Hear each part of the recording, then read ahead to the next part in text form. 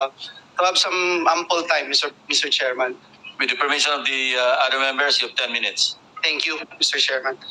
Mr. Chairman, I'll go straight to the point. I will no longer deliver an opening remarks. Sabi ho nung Ecclesiastes chapter 3 verse 17, God will judge both righteous and wicked people because there's time for every matter and every deed. I thank our chair and our colleagues for this opportunity na makapagtanong. Una ko kong tanungin, nandito na po daw si Mr. JP Mendoza. Am I correct, Mr. Chairman? Yes, he is here. Yeah. Seated beside Bryce Hernandez. Hi, Engineer Mendoza. Nagbigay po kayo ng testimonya noong sa House of Representatives September 9. At under oath po kayo nun, no, sir? Pwedeng paki? Yes po, sir. You're under oath. So, alam niyo po yung mga pinagsasabi niyo doon. And sabi niyo nga po, you're under oath. And let me remind lang yung RA 11594, we passed it last 18 Congress para lang alam mo na ini-impose natin yung higher penalties dito for perjury, no, which is up to 12 years of imprisonment per count. Actually kanina si Bryce, nawala na si Bryce. Kanina pinapakinggan ko si Bryce, parang naka-4 na counts na ng perjury. So that's 48 years na. Anyway, gusto kong ipakita sa iyo to, JP, no, yung binanggit mo doon sa camera. Can you stop my... Ayan. Pwedeng pakibasa mo, JP, yung binanggit mo dito sa camera. Verbatim yan, Mr. Chair.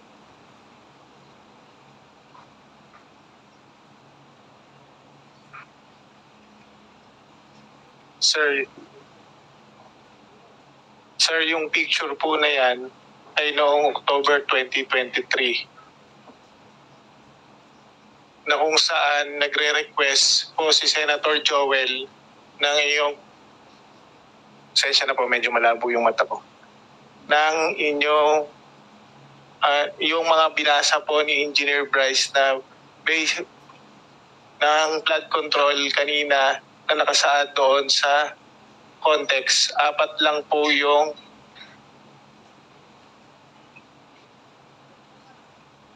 pwedeng picturean ko pa para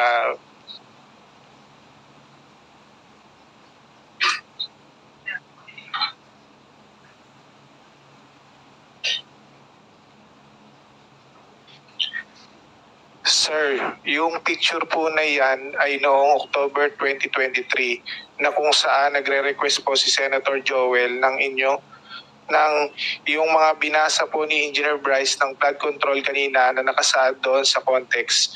4 lang po yung napicturan sa akin ng boss ko. Kumbaga para sa summary po yan na sinasabi ni Senator Joel na mababa yung kanyang pondo, subalit siya ang majority floor leader. Isa siyang majority floor leader. Majority floor leader siya noon that time and member siya ng Commission on Appointment. Yan yung sinabi mo? Yes po. Mr. Chairman, may I ask Mr. JP Mendoza, kasi binanggit niyo po dyan na si Secretary Bonoan ay kinukumpirma ng Commission on Appointments. Yan po yung binanggit po ninyo, no, sa Commission on Appointments. At ang date po na ito, would you say, tama po, sabi niyo October 2023? Sir, check ko lang po yung eksaktong date dito sa... Binasa niyo po kanina yung transcript. October 4, 2023 po, to be exact po. Yes, November 22, 2022 nang ma-confirm si Secretary Bonoan.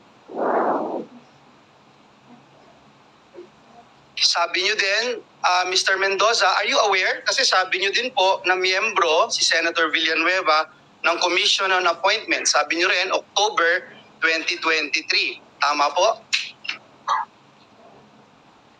Sir, binasa niyo po yung transcript eh. check ko lang. Ito po sa pagkaka-picture ko po, October 4, 2022, 10:31 p.m. po. Hindi, kakasabi mo lang kanina, yan din ang sinabi mo sa house. Yung 2023 po dumating yung project po. I'm sorry. Magulo yata yun, Mr. Chair. Sabi mo 2023, yung binasa mo kanina at binanggit mo sa house. Sir, upon checking po, kasi ito po yung picture. Para ma-summary ko po, sir, okay lang po ba na ipaliwanag ko po? Ito po Go ahead, kasi... sige, para maliwanag. Apo. Sir, pwede po bang humingi rin ako ng parliamentary immunity? May legislative immunity. Legislative immunity po. Of course, alam mo naman yung conditions, di ba? Apo. Nasabi sa'yo. Apo. Kanina, may legislative immunity pero hindi rin totoo ang sinasabi. Baka pareho rin ang Hindi, sasabihin mo. ito po, para ma-explain ko po ng... Any objection? Hearing none, sige, granted. Ito po, sir. Ito pong time na to, nung papicturean po sa akin ni Boss Henry yung cellphone po niya kasi disappearing message po. That time po, ang sabi po ni Boss Henry, nagre-request daw po si Senator Joel ng pondo po. Nang almost parang ang pagkakabanggit ni Boss Henry is 1.5 billion. Subalit doon sa parang pumasok sa conversation po na napicturean, isang kayang ialat lang po sa kanya ni Secretary Bonoan is 600 million. Totoo naman I'm po. sorry, Mr. Chairman. There's nothing there. Kahit na picture lang yung pinicture mo, there's nothing there that states that. Is this a new allegation that you're talking about? Actually, papaliwanag ko lang muna po, sir. Ang kaya lang po ni Secretary Bonoan that time is 600 million na ibigay. Kaya sa conversation po, This was in October 2022. yes po, Okay. nung nagre-request nung October 22. Okay, Mr. Chairman, can I finish on that? Kasi lumalayo na po siya. Allow the resource person to finish the narration before we interject. Okay. Yung katulad nga po ng sinabi ni D. Henry noon, kung nagpa-follow up sa St. Joel, totoo naman po na ang nire-request niya is mga multipurpose building. Pero that time na hindi kayang ibigay yung amount na hinihingi ni Senator Joel, ang kaya lang ni Secretary Manny Bonoan po noong time na yun is 600. So, hindi maaabot yung target na almost 1 billion na mahigit. Naisipan po ni D. Henry na i-convert sa flood control yung 600 million na which is kinuhanan po ng 25% yung mga kontraktor para ang maging total is 150 million. Kung sinasabi po kanina na yung project po lumabas po siya ng 2023, wala po siya sa GAA. Meron po kaming conversation nung Chief of Staff po ni D. Henry na isinend po sa akin yung list na ayos na po na eto po, pakita ko po.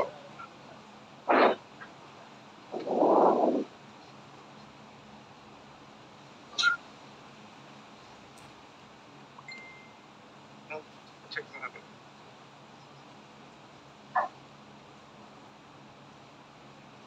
Pwedeng pa-flash to. Kasi paputol na lang parang dito. Tama na lang, sir.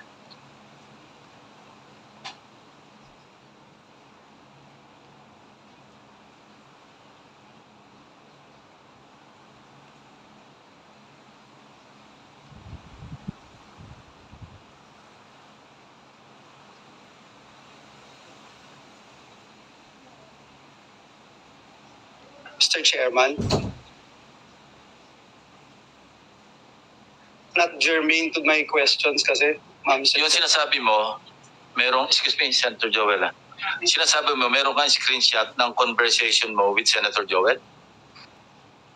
Pinapicturean po sa akin Sino kausap ni Senator Joel? si D. Henry po.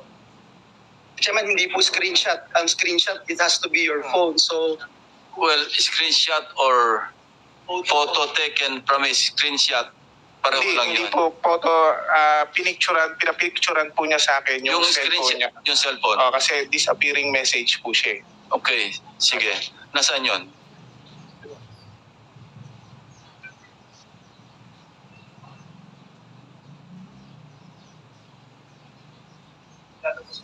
Ang binigay mo raw, list of projects, Apa, hindi yun. kumbaga, noong yung 600 million na kinonvert na lang po sa flood control, ito po, ito po yung nasan po. Now, how can you prove na si Senator Joel at saka si Engineer Alcantara yung nag-uusap doon sa, yung nando sa thread? Nung nasa Congress po, tinanong din po siya sa House kung kinukumpirma po niya na nag-uusap sila. Kinonfirm naman po ni DE. Are you confirming? I confirm, nung last time po sa Congress, ang kinonfirm ko lang po na si Senator Joel po ay nag-follow up sa akin na pwedeng malagyan ng building, my school building po ay multipurpose building, baka pwedeng mabigyan po ni Secretary. Meron daw po request pero pinapapollow up niya lang po sa akin. Pero there's no such thing as flood control, Your Honor. Yun po ang bilanggit ko sa Congress po. Ayan, Senator Joel, please continue. yeah. Thank you. Be thou as it may, Mr. Chairman, JP 2022-2023, hindi po ako miyembro ng Commission on Appointments. Hindi po ako miyembro. Pwede kong tanungin si Mr. Alcantara. Mr. Alcantara, same question that I asked Secretary Bonoans, Regional Director Tolentino. Was there a time na I asked or I nominated flood control program sa inyo? Wala po, Your Honor. Ever since po. Ever since, wala, Mr. Chairman.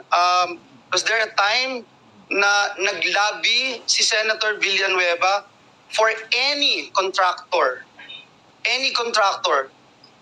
na in-endorse, pinakitaan ng pabor, or nilabi sa iyo, Mr. Alcantara?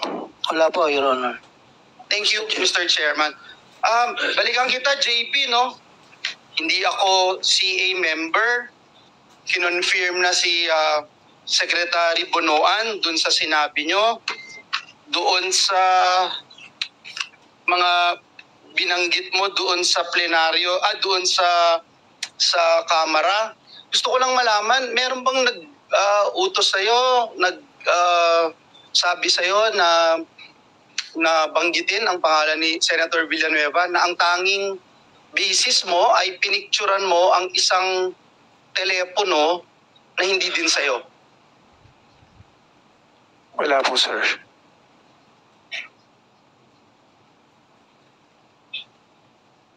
Puntahan ko si Bryce, Mr. Chairman, Engineer Bryce, nagpunta ka rin sa Kamara de Representantes at doon marami kang sinabi, may mga picture, kagaya nung sinasabi ni JP na pinicturan niya yung isang telepono at di umano ito ay conversation ni Joel Villanueva at isang Henry Alcantara. At nakakalungkot man na kahit ito'y isang picture lang from a different phone, parang tinanggap na gospel truth dun sa camera, no? May ipapakita rin akong picture sa iyo, Bryce. Pakitignan itong picture na to. Pakilakihan.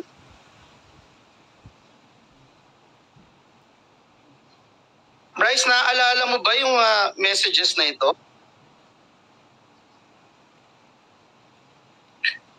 Your Honor, ngayon ko lang po nakita yan. Wala po ako nababasang ganyang messages po. Numero mo ba yan na nakikita sa telepono? Numero mo ba yan? Numero ba ng congressman yan? Wala po nakalagay na numero, Your Honor. So pareho pala dun sa binanggit ni JP, wala ring numero. Naaalala mo yung message na yan? Ako hindi po. Kasi may nakapagsabi sa akin, ikaw daw ito. Paano ko ipagpilitan kung ikaw din yan?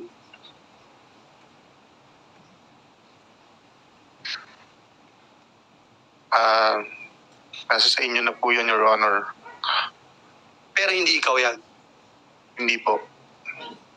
Babasahin ko lang, Mr. Chairman, nakalagay dito, Congressman Bryce, idiin mo si Sen Joel dito.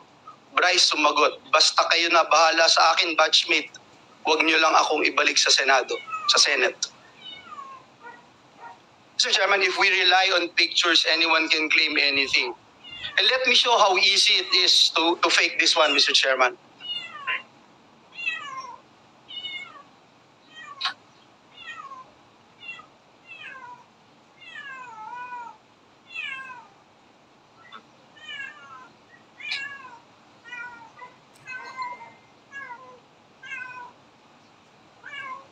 "20 seconds, Mr. Chairman.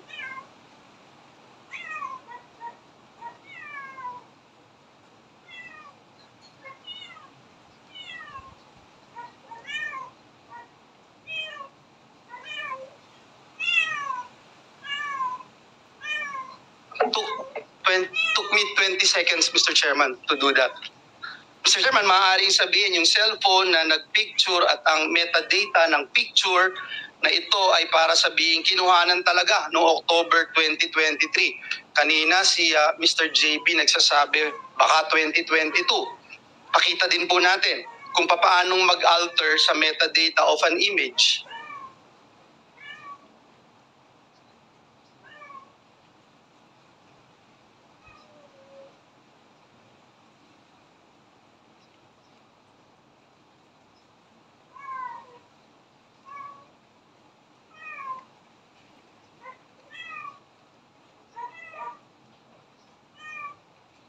Ganun po kadali, Mr. Chair. Mr. Chairman, bukod po sa napakadaling magdoktor ng picture, inamin niya po mismo doon sa camera, and if we can show the minutes and the transcript of the hearing, inamin po ni Engineer Bryce na wala siyang personal knowledge sa mga mensaheng ito. Can you confirm, Engineer Bryce, itong binanggit nyo na Your Honor regarding sa mga text messages po, wala po. Kasi you're being asked to prove your allegations na may pruweba or usapan tayo, or at least make sure for fairness sake, sabi niya Rep. Adyong. Would you confirm na ito po yung naging sagot nyo, sir?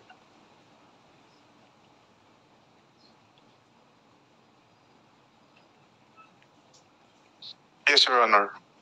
So ibig sabihin, hearsay, Mr. Chairman, daig pa po nito yung chismis. Nakakalungkot dahil yung chismis trying to destroy me, my name, our family, our loved ones. Mga anak din ako, Engineer Bryce, at higit sa lahat yung simbahan na aking nire-represent na milyong-milyong tao ang nire-respeto yung aking pananampalataya. Mr. Chairman, tandaan din po natin na Bryce and JB, nakita nyo kanina yung pinakita kong video. Hindi ba ganun kadali gumawa? Yes or no lang? Hindi po namin alam na pwede palang gawin yon, Your Honor. Hindi nyo alam. Okay, so ibig sabihin, hindi nyo ginagawa itong pamimeke? Hindi po, Your Honor. Okay, hindi nyo ginagawa. Mr. Chairman, dun po sa mga isiniwalat nyo, Mr. Chairman, dito sa Senado, ang dami pong kasinungalingan at pamimeke. No? Pakita lang natin yung history ng pamimeke ng public documents nitong dalawang ito, Mr. Chairman. Nameke din po sila ng driver's license para lamang makapaglaro sa casino, kahit alam nating lahat na krimen ito. Ngayon pa po ba sila matatakot, Mr. Chairman, kung ikalulusot po nila ito? So, ito po ba, hindi nyo rin po aaminin na kayong behind dito sa pamimeke ng lisensya na ito, Bryce and JP? Your Honor, wala po akong nahawakang ganyang klase ng ID po. Ganun din po ako, sir. Kasi katulad nga po nung sinagot ko sa LTO, may sinampahan na po kami. Sinagot na po namin yan sa LTO, sir. Sige po, taong bayan na po ang huhusga kung may kakayahan kayo o wala. Miyembro kayo nitong BGC Boys na pinangalanan ni Senator Lacson na nagpatalo ng 950 million yung lisensya. Ito, may lisensya po. Yung LTO po, it's already in the LTO. Kayong dalawa, sinasabi nyo, hindi nyo alam na nagkalisensya kayo? Ako po hindi po, Your Honor. Picture mo yun Oo nga po, nagul din po ako at meron ganyan lumalabas So sa sinong ID. nagpagawa ng lisensya mo, driver's license? Dahil fake, ayaw mong aminin. Hindi po. Yan ba yung legislative immunity na hinihingi ninyo? Your Honor, hindi po talaga ako nagpagawa ng ganyang ID. O sino Hindi po nagpagawa? Paano nagkaroon ng lisensya sa pangalan mo na fake? Dahil ang LTO sumulat na sa amin. Opo. Sinasabi na fake yung lisensya ninyo. So sinong kumuha para sa'yo nang hindi mo alam? Hindi ko po talaga alam, Your Honor. Basta ang alam ko lang po, Bryce. meron po akong sariling valid na lisensya ko po. Bahala ka sa buhay mo, ha? Chairman, if with the indulgence of Senator Villanueva, Yes, Senator Bam. anong ginagamit mo sa casino? Anong ID ginagamit mo sa casino? Wala po akong gamit na ID sa casino. Ano po, membership number po.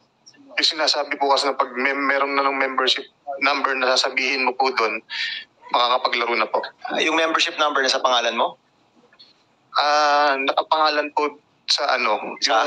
yun po, yung Marvin D. Guzman. Oh, yun na nga. So may Marvin D. Guzman ka nga na alias.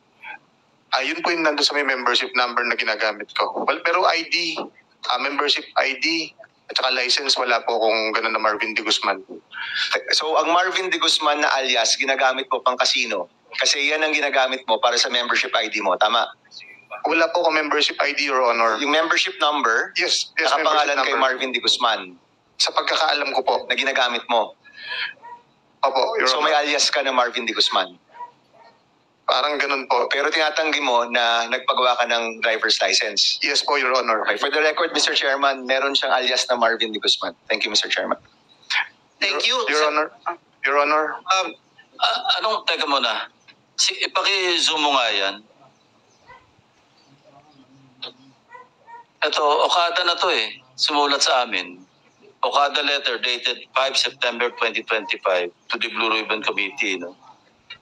Bryce Erickson D. Hernandez registered for OM membership on October 17 under the name of Marvin Santos de Guzman and presented a driver's license under the said name of Marvin Santos de Guzman. Sinungaling din ng Okada?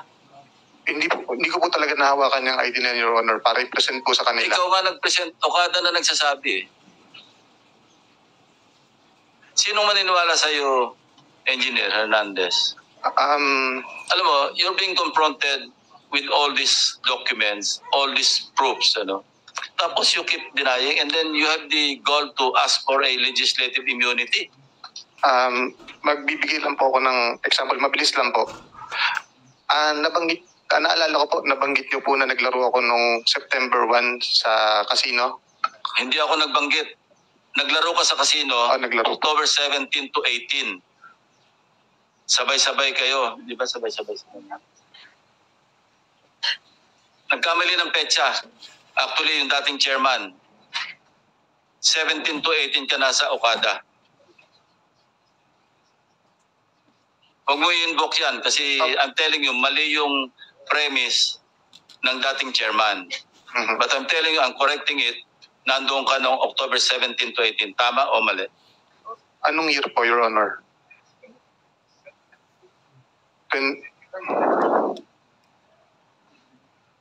2022. May admission ka dyan sa Opo. statement mo. Opo. So you're not denying. Hindi ko po dinedeny yun. Nung napunta po ako ng Okada noon at nakapaglaro po. Noong Ng 17 2022. to 18. At hindi ko October po alam 17 yung to state. Basta 18. 2022 po yun, Anyway, Your Honor. You better compose yourself, ha? Kasi pabali-baligtad ang sinasabi mo. Walang maniniwala sa'yo pagkaganyan yung mga statement. Okada na yung nagsisertify Yes po, totoo naman po na nakapaglaro po ako ng 2022 po. Hindi mo pinresent yung driver's license mo Hindi po, Your Honor. under the name Marvin de Guzman. Hindi po, Your Honor. So sinungaling ang Okada. Chairman, Yes, I mean- Senator Bam. sino yung nag-apply nung membership sa Okada? Ang alam ko po, kung hindi po ako nagkakamali, isang taga-Soler po. Hindi ikaw yung nag-apply? Hindi po ako. So binigay na lang sa'yo yung membership number mo? Exactly po. Ganun po ang nangyari. Sino yung nag-apply para sa'yo? Baka pwede mong banggitin. Kaibigan po, ano po? Alam mo, Bryce, you can still redeem yourself. I'm giving you one last chance. I'm telling you, I told you this earlier. Remember? Nadiin ka dito. Remember that? Yes po. Huwag kang lulusot sa amin. Ang dami namin dito na pwede mag-fact check sa'yo. Ha? Opo. Naalala ko na po ang pangalan nung nag-apply nung membership. Mike, ano pinito niya? Archibald po. Ang sinasabi mo, si Mike, a certain Mike Archibald, nag-apply para sa yung membership sa Okada. Yes po, Your Honor. Kasi ang Okada, yung record nila is my driver's license na kasama ng membership mo. Sino nagbigay ng pangalan na Di Guzman? Hindi ko po alam. Baka si Mike po. Pero pagpasok mo doon, alam mong Di Guzman yung gamit mo. Wala pa po. Kahit nung pumasok po ako doon, wala po kami membership eh. So si Mike po ang nag-ayos ng membership na yan. Hindi po kami. Okay, Mr. Chairman. Inyo, kapag tsatsagaan nyo pa ito, ha? Thank you, Mr. Chairman. Ako, madami ko sana ako itatanong pa pero I think it's very clear, crystal clear, Mr. Chairman. Siguro yung huli ko na lang po na sasabihin, Mr. Chairman, ay itong ini-strengthen niya na paulit-ulit po doon sa Kamara, Mr. Chairman, na nasa GAA po itong alleged flood control project. Tinanong po natin kanina yung district engineer kung merong flood control project si Senator Villanueva. Wala. Ngayon, iniiba-ibaw niya in 3-4 times, Mr. Chairman. I can show you all the minutes of the hearing. Siguro kahit isa lang mag-show tayo itong tinanong ni Chairman Redon sa kanya kung banggitin niya itong sinasabi niyang proyekto. At ang sabi niya, Mr. Chairman, ito ay nasa listahan ng General Appropriations Act ng 2023. Kaya, Mr. Chairman, I will still submit, Mr. Chairman, this 2023 GAA. Pwede na rin natin isama yung 2022 at saka 2024 dahil baka nagkamali po sila. Wala po dito lahat ng binanggit. Kahit yung binabanggit ni JP na nasabi nasaan program, wala po yung lahat ng binanggit niyo po dun sa Kamara. Wala po lahat. So Mr. Chairman, babanggitin ko lang that a good name is always to be chosen than great riches. At masakit man isipin na dinrag ang malinis na pangalan ng representasyon na ito, lalo na being a member of the Jesus is Lord Church. Gusto ko pong sabihin, there's always time for everything. At salamat sa aking mga kasamahan at this committee for clearing this out. At gaya ng sabi niyo, Mr. Chairman, huwag na nating pagtsagaan ang mga sinungaling. Thank you, Mr. Chairman. Dapat siguro palitan niya yung pangalan niya, Blyce na lang, Blyce. Yeah. Your Honor. Mr. Chairman. Yes, the Senate President is recognized. Thank you, Mr. Chairman.